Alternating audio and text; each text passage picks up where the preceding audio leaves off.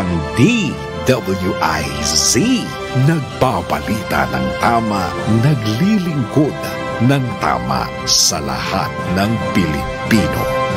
Oh yeah. Narito na ang inyong hinihintay, ang programang magpapakita ng di nakikita, ang nakatago ay ilalabas niya. Yes, yes, yo! Topa Show! Narito na. Narito ang na. ating panauhin. Yes. Ikaw na mag-introduce sapagkat Opo. ikaw nag-anyaya ni Ito po Re. yung naging kaibigan din natin dahil sa lahat ng oras talagang anytime nandun siya sa mga pinupuntahan nating event, no? Si Mr. Patrick Roquel ay isa pong social entrepreneur, founder ng Puno Sagip Buhay. Plant, I share, I plant, I share, I save community program advocate of Halamang Gamo. Yan, palakpakan natin. Let's welcome. Yes, magandang umaga po, Ginoong Patrick Roquel. Hi! Welcome Ayan, to Yes, Yes, Yo, Topacio. Attorney Ferdy Topacio po, kasama si Miss Juvie de Guzman. Pero attorney ha, nakikita mo magandang katawan niya ngayon, maganda yung itsura niya ngayon. Noon, nakita mo, grabe, parang ang tanda-tanda. Sobrang payat. Hindi, nasabi ko lang yun, Sir Patrick, kasi unang-una, hindi ako makapaniwala, no? Hindi ako makapaniwala. Kanta yun ha, ng Opo. hotdog ha. Ayan, sige sir. Go ahead, sige po. Oo, good morning, Attorney Topacio and Ma'am Juvie, no? Thank you for inviting me Opo. as your guest now, ha? Yes, Opo. yes, yo, Topacio. Yes. Alam mo, naku, salamat sa mga introduction nyo.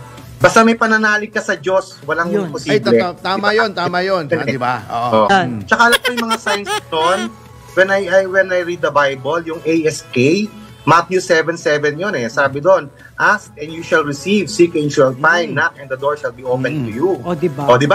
SK yun, sunod-sunod Diyos. So, we have to ask. Diba? Sumagot ang Diyos. Ayun. Siyempre, pag hindi mo hiningi, paano ibibigay sa'yo? Di ba? Siya po yung asawa ni Doktora Eileen Roquel. Yan. Tsaka yung anak niya, doktor din. Oh yes, so yung Puno Sagip Buhay, yan yung ating I Plant, I Share, I Save Community Program, no? Kasi naniniwala ako, nung time na kasagsagan ng Yolanda pa, no? Di ba, yung mga Tacloban, apektuhan, no? Kami, yung Ondoy din, apektuhan. Opo. So may mga na-interview kami at nakita na talagang nung kumapit sila sa puno, na-save sila, no? Hindi sila, kumbaga, nawala sa mundo. Ngayon, sabi ko, total nandun na ako sa paghahalamang gamot at nagpapadami tayo ng mga lagundi, no? At yan yung ating naging advokasya at pinagkaloob sa atin. Kaya sabi ko, baka makakatulong itong mga halamang gamot dito kagaya ng lagundi para kung paparamihin natin to, maraming matutulungan na tao. Bakit? Kamo, di ba? Sa oras ng kalamidad, una, bago pa dumating ang mga food at saka relief, nagkakasakit na yung mga tao. Ha? Dahil one day pa lang, wala ka ng tubig, andyan ang diarrhea. One day pa lang, ng typhoon, bahang-baha, di ba? So, anong kailangan nila para, ma-save sila? Yung mga halamang gamot na nandiyan na sa paligid nila, na naitanim nila, no? At pag yan naman, tama yung proseso ng pagluluto nila, talagang magkakaroon sila ng magandang kalusugan, masisave sila doon sa kanyang illnesses o diseases. Ayun, opo. Araw-araw ang digmaan. Umaga't gabi sumasabak sa laban. Dapat protektado ka outside at inside. Immune Advance contains 4 active ingredients gaya ng lagundi, malunggay, non-acidic vitamin C at zinc. Tulong pampatibay resistensya para tulong proteksyon. Isama pa ang proper diet at exercise. Para katawan ay handa, Immune Advance helps support a healthy immune system. Immune Advance ang sandata. No approved therapeutic claims. Ang Immune Advance ay hindi gamot at hindi dapat gamiting panggamot sa anumang uri ng sakit. Available in Shopee, Lazada, and other leading drugstores. Flavon Pro, ang bisa ng 600mg caplet at yerba buena, moringa, lagundi at vitamin C na mga go food for morning flexibility and whole day mobility. Kaya walang aray sa palaging pagkilos. Flavon Pro. Flavon Pro.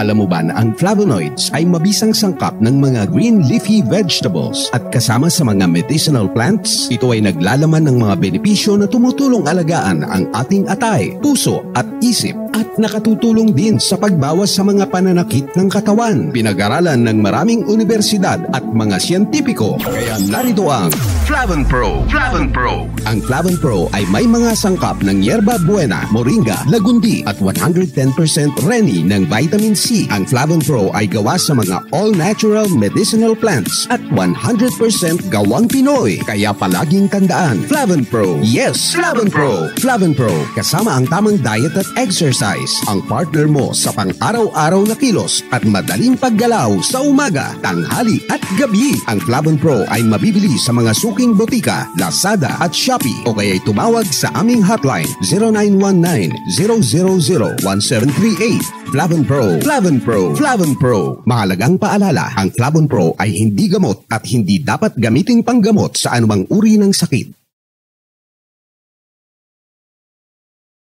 Narito ang mga patutuon ng ating mga kababayan na natulungan ng Immune Advance. Ako po si Ronald Advincula na taga Santa Rosa, Nueva Ecija. Security guard. Simula po nung nasubukan ko itong Immune Advance, naging mahimbing po yung aking pagtulog at yung aking appetite po. Lumakas po ako sa pagkain. Kung ganun gaya nung dati na talagang nalalambot po ako nung hindi ko pa po nainom itong food supplement nito. Start po nung nainom ko to, lumakas po. Saka yung resistensya ko po medyo nagkaroon po ng energetic. Dito po sa food supplement ng Immune Advance, maganda po talaga. Salamat Immune Advance. Ako si Yoli Mabasa, senior citizen, retired banker ng Ilagan, Isabela. Alam nyo, dati ang nararamdaman ko, nagpapalpitate ako. Sinubukan ko yung Immune Advance. Aba, nawala na yung palpitation ko. Gumaan pa ang pakiramdam ko. At saka simula noon, tuwing umiinom ako, naku, ang sarap na ng tulog ko. Salamat Immune Advance. Mabuti na lang na-discover kita. Thank you. Shop ni Lolita Daban, 46 years old, taga Kutog Grande de Mercedes, Isabela. Dati-dati narigatan nak nga maturog, tata nagimas mit titurog kon. Agyaman nak mit datang impid da kanyak Immune Advance. Padasin nyo Immune Advance na laing. Sobrat na itulong na tibagit. Thank you. Libumot buwak 50 anyos, taga District 1, Benito Sullivan, Isabela. Manipo dinagtumarak iti Immune Advance, talaga mariknak iti bagik nga mayat. Mayat ti pan naturog ko, kayon pumiksa akpay. Idi gamin, adda iti rabi nga di makaturturog. Ngumi dinagtumarak iti Immune Advance, isumutan si mayat ti pan naturog ko. Sungado kayat yung mayat ti pumiksa, ken mayat ti pan naturog na, agtumar kayo ti Immune Advance, awan ti side effect na, tunay nga organic. Nung bata po ako, may asthma po ako. Tapos po, nung simulan ko po uminom po ng products po ng Immune Advance, ay naging mabuti po yung aking katawan. And nakatulog po ako ng maayos. And nawawala po yung hika ko po. Kaya po sa mga kagaya ko po na may asthma, Immune Advance na lang po yung inumin din. Ako nga po pala si Tracy Betty Talagtag, 11 taong nagulang, nakatira sa Payatas. Ito pong Immune Advance, nagtataglay po ito ng malunggay, dagundi, vitamin C, and zinc na nakakabuti sa ating immune system.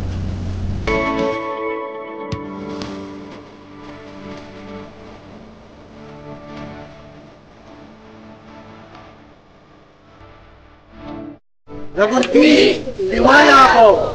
Immune Advance, alagang totoo, alagang natural, mabibili sa Lazada, Shopee at sa inyong mga suking parmasya, sa mga drugstore, sa inyong mga lugar. Araw-araw ang digmaan. Umaga't gabi sumasabak sa laban. Dapat protektado ka outside at inside. Immune Advance contains 4 active ingredients gaya ng lagundi, malunggay, non-acidic vitamin C at zinc. Tulong pampatibay resistensya para tulong proteksyon. Isama pa ang proper diet at exercise. Para katawan ay handa, Immune Advance helps support a healthy immune system. Immune Advance ang sandata. No approved therapeutic claims. Ang Immune Advance ay hindi gamot at hindi dapat gamiting panggamot sa anumang uri ng sakit. Available in Shopee, Lazada, and other leading drugstores. Sige sir, ituloy natin ang Puno Sagip Buhay. Pakibati din ako, pwede ba? Sige po, go ahead. Bago ka magana, nag-share ako. Okay naman po, of course, intercourse. Nag-share ako sa Holy Family Parish Friends, no, sa sa mga ka-GC ko ng mga PWD sa Pasig, no? Tsaka si Dr. Ellie nakikinig, tsaka si Doc Anton. Tsaka yung mga kaibigan natin sa Lions Club. But anyway, yun nga po yung ating puno sa Gibuhay, no? Kung saan, ikwento ko lang sa inyo, nung 2014, nilaunch natin yan sa Tanawan, Batangas. Kasama pa natin ng mga LGUs, no? Kasi nanay ko. Ako, di ba? Very active ang Taal Volcano, no? Kung may mga magandang, yun ang magandang halimbawa siguro na may bibigay natin. Kasi aside from yung mga devastate ng mga typhoon, no? Kung saan pwedeng uli maging active yung pumutok from 2014. Kaya nagtanim kami ng mga lagundi dyan sa iFarm, Natatas, Batangas hanggang Santor, no? At until now, yan ang farm ng lagundi.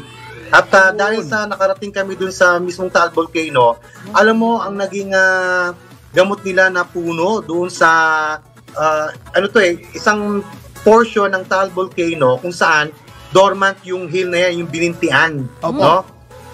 Yung mga tao, nung interview namin, alam nila yung lagundi, yun ang gamot nila sa sakit, sa upo, sa asthma, no? At even sa mga sugat nila, pantapal nila yan. And then yung puno, dahil marami na doon at marami makakapal na, ginagawa nilang hanap buhay, sina-charcoal nila. Charcoal! Ang balita ko, sir, mabilis daw, lumaki ang lagundi at hindi kailangan ng masinsin na pangangalaga. Totoo po ba yun? Yes, oo. Alam mo, kami, since nagsusupply kami ng raw materials niya, ng mga leaves niya, kaya hinarvest namin yan, in 4 months time, balik uli sa dati. Wow, parang malunggay, Pag pinutol mo, 2 buwan lang, ang lago na agad. Bago magtagaraw na sobrang init, di ba, nung aming hinarvest yan before February, ngayon, na uli, pa-harvest na naman kami kahit na dumating ang sobrang init. Di ba? So, ganun nakatulong yan, lagundi na yan. Plus, of course, nung 2019, remember, pandemic na po yun, bago mag-pandemic. Di ba? No, wala pang pandemic pa nun, Taal eruption muna. Di ba? Okay. Ang laki ng effect sa Batangas hanggang dito sa Metro Manila. Na rhinitis kami lahat dito Oo, hanggang since nakakaipon na yung ating kumpanya na nagagawa ng raw material, namigay tayo ng mga tubig, ng relief, even mga gamot, ng mga lagundi na yan sa mga nasalanta.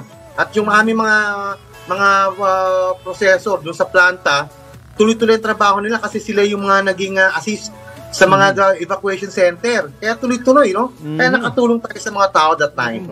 So, yung bagay talaga, Oo. And then, dinala natin yung mga lagundi na yan sa mga Aita, sa mga Mangyan, yung mga indigenous people natin, dahil sila rin mga nagkakaroon ng sakit kahit nagaano pang kaganda yung kagubatan nila. Di ba? And dumating na yung COVID 2020. Wala tayong vaccine. Okay? Dahil sa merong symptoms ng COVID na hindi ka makahinga, sinisipon ka, inuubo ka, may lagnat ka, nagtatai ka. So, ang ginawa natin, dahil sa para tuloy-tuloy yung pagtatrabaho ng mga farmers natin at saka yung nagtatrabaho sa planta, so nag-allocate kami ng halos 5 tons powder, At yan marami yun 5 tons powder, ganong karami nga. Sana mapakita natin yung mga picture na timbang ng 5 kotse yun, 1 ton. A car is around 1 ton. So, imagine nyo kung ano karami. Pulbus lang yun, 5 kotse ang bigat. Galing. So, 500 kilos sa Quezon City kay Mayor Joy Belmonte. Kasi kasagsagan ng COVID, walang vaccine Kay Mayor Menchie Apolo sa Pasig City, kay Vico Soto. As far as Cavite, kay Governor Janrick Remulla, kay Mayor Lani Mercado, kila Vice Mayor Mercado sa Muntinlupa. So yan yung mga natulungan natin sa San Juan City, At true enough naman, even sa report ng kay PM Michael Vargas, sa Quezon City District 5. So talagang bumaba ang COVID sa kanila. From 515, namigay sila ng mga samples sa pinamigay naming mga dried powder material. According to Red Cross, lahat ng binigyan nila nabuhay. Hello po! Yes. Oh, sir, may tinatanong sa akin ito kaninang si Juby, babalay ko ba? Opo. Ano yung proseso? Kayo nakakaalam nito. Ikaw Paano, na magtanong. paano po nagiging powder yung gulay? Yan, lagundi. Parang gulay, diba? Actually, ano yan di ba, from the fresh leaves, Opo. dapat within 2 hours na pa-process namin yan para talagang lahat ng component niya, yung mga actives niya, like yung mga flavonoids, no? Dahil maraming actives yan, no?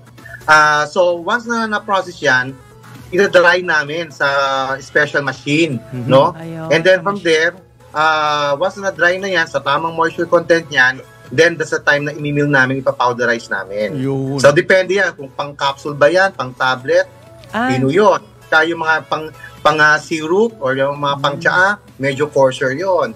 So, ganun ang mga ginagawa natin. So, kaya talaga yung mga nakakaabot sa butika ng mga lagundi, na malalaki ngayon, di ba? Nakatulong talaga tayo dyan. Ayun. Ako talagang, Sir Patrick, kinakwento ko nga bago mag-umpisa itong programa, ako yan ang iniinom ko pagka ako'y inuubo kasi walang chemicals kasi walang ephedrine, walang codeine. Ha? Yes. Kasi yung mga yon, immediately nga may epekto. Kanya lang, ang sama naman ng side effects, parang may amats ka. Oo, nagdadry yung throat mo, nagdadry yung mucous membranes mo, pati mata mo, nanunuyo. Pero nawawala din agad. Hindi hanggang tinitake mo yung mga chemicals, yung mga sa western medicine na hindi herbal, yun, may side effect yun. May amats talaga, nakakatakot mag-drive kasi medyo natutulala ka. Etong lagundi, hindi siya immediate ng effect. Give it 2 or 3 days, pero no side effects, and then lasting yung lasting yung epekto. Oo. Pwede natin gawin si attorney na yung talagang user talaga ng lagundi. Lagundi. Alam ko yung iba naman yung user, drug user. Hindi, user. Nakakatukakan yun Opo, kaya lang mahal ang talent fee ni attorney. Hindi naman. Joke. Kung tayo makakatuwa. Hindi, ako actually, Sir Patrick, di nyo na naitatanong, I'm a big believer in herbal medicine. Alam nyo, yung iba, di ba, may mga energy supplements. Ayun. Ako, ang iniinom ko sa umaga, wala akong maintenance pa. Ang iniinom ko sa umaga, ginseng. Ayun. Red ginseng. Meron ako nabibili extract, yung malapot, na nasa parang tube. Pero ingat ka. Attorney, ingat ka rin kasi may mga findings na nakakasira ng kidney yan. Ganun hindi ba? Kaya ingat ka rin. But anyway, ano pang kagandahan ng lagundi during COVID time? Okay. Di ba na yung clinical trial na kung saan 5 days gumaling yung may sakit na pasyenteng may COVID, ano nangyari sa kanila? Bumalik yung panlasa nila. So kaya nung bumalik yung pangamoy, di syempre nagkaroon ng panlasa, gumana, nagka-energy. So yung mga viruses after mga 7 days, nawala na totally. Lumakas yung immune system. And then kasagsagan ng Omicron, di ba tandaan nyo? Walang paracetamol, walang vitamin C, walang anything na dala ng mga tao. Nandiyan ang lagundi. Di ba? Nakilala kayo ng lagundi. Ang gusto. Nakita nila yung effect na nakatulong pala kasi alam mo may mga antiviral properties ang lagundi na hindi kaya ng ibang mga gamot. Pero Sir Roquel, wait lang. Kung sakaling meron ako malaking lote, kami ba'y pahihintulutan yung magtanim na lagundi at kayo rin po yung bibili? Bakit hindi? Pwede natin gawin yan. Basta malapit lang sa mga Ang problema, wala akong malaking lote. Malaki sa akin utang malapit lang sa aming mga processing plant kasi sabi ko nga, hindi pwedeng malantay yung mga dahon, di ba? Pagka hinarvest. Immediate. Fresh siya. Within 2 hours. Kasi yung mga active ingredients Opo. Kailangan pala malapit sa inyo talaga. Hindi pwedeng lumayo. Pwedeng lumayo siya. As far as Quezon, meron tayo. Para sa Aurora. Pero yung mga processing plant na nabuo natin, nandiyan lang sa lugar na yan. Kaya ang bilis maka-respond doon sa pag-after the harvest. Lalo ngayon, tag-init, di ba? Mag-harvest ka, tuyo agad ng dahon. Grabe pa naman ang ngayon, ang init ngayon. Hindi lang pangkaraniwan tag-init El Nino Yung malunggay, pag gagawin mo yan, sandali lang yan. Dapat yan, malalanta agad yan pagka hindi mo na kaya ako may tanim akong malunggay sa bahay Pwede ba magtanim ng lagundi sa bahay? Kahit isang, parang lang may napipitas kayo, puno, Paso. Pwede, yan na tinuturo natin. Kaya ako medyo malaki-laki kasi yung mahilig ako sa garden, kaya ako may garden dun sa merong space. May space ako. Ayun, meron nga, dalawa nga yung malunggay ko roon eh. Ayun. Kaya pag nagmumunggo ko, pupitas ako ng malunggay, very fresh, lalagay ko dun sa munggo. Good, o kaya sa tinola, yan, may malunggay. Halos lahat ng sabaw na ginagawa ko, nilalagyan ko ng malunggay. Ngayon meron ng lagundi pwede lagyan ng lagundi. O kaya isang seedling lang siguro, Mr. Patrick. Isingit ko lang, attorney, pero siyempre... mahilig pala kayo sa singit, ha? Oo. Pag niluto natin ang mga dahon sa mataas na temperatura, nawawala ang mga vitamina niyan. At saka yung mga... Makalawag masyadong parawan. Yan, ano pong maganda dyan? Yung tsaa na lang po, tsaa. Ako ang dinadala ko pagka biyahe. Actually, pag bumabiyahe ako, lalo na sa malamig na klima, lagi ako may dalang capsule ng lagundi. Yeah. Kasi nasa lang naman yun sa box. May box yun ng anime, ng ganon, lagundi, yung isang brand. Yun, nagdadala lang ako noon once a day, lagundi. Hindi ako inuubo, hindi ako dinadahak. Kahit nung pumunta kami nung misis ko sa Korea. Noong March. Medyo malamig pa. Medyo malamig pa yun. May protection ka na kagad. Yes. That's good enough. Okay. Anyway, hininga natin ng closing statement ang ating panauhin na Mr. Patrick Gabriel. You have 1 minute to address. Roquel, ano ba yan? To address our viewers and listeners. Sabi ko nga, sa Puno sa Gitway, I-Plant, I-Share, Safe Community. Diba? So, nagtumutulong tayo sa ating mga kababayan para, kung ano man yung mga sapiti natin dito na magandang yung success, tsaka yung progress na ating ginagawa, talagang papunta sa community yan, Sabi ko nga, kung wala kang berang pambili ng lagundi, di magtanim, di ba? Importante tama ang proseso. Okay. Tama yung pagtataniman mo, di ba? Para makasagip ka. At marami pa mga halamang gamot tayo na kailangan natin padamihin, kagaya ng sambong, yerba buena, na pain reliever ang yerba buena po. Yeba! Kaya ng pansit-pansitan, kaya nasisira ang mga kidney ng mga tao dahil nauwi sa uric acid, o hindi pa babae natin yung uric acid. Ayun, inumin ako nun. Pansit-pansitan, saka turmeric para sa gout. Okay. Pero sabi ko nga, basta kailangan tama ang pagpo-process natin ng mga dahon na yan. Kasi sayang yung mga flavonoids na available sa mga dahon na yan. Okay, thank you very much, Mr. Patrick Roquel, social entrepreneur at tapundador ng Puno Sagip Buhay. Mr. Yes, Yes, Yo, Attorney Ferdy Tapasio. Yes, Yes, Yo, Tapasio! This is the news and information station of Aliu Broadcasting Corporation. Nationwide, worldwide, and netwide. Broadcasting live from cities.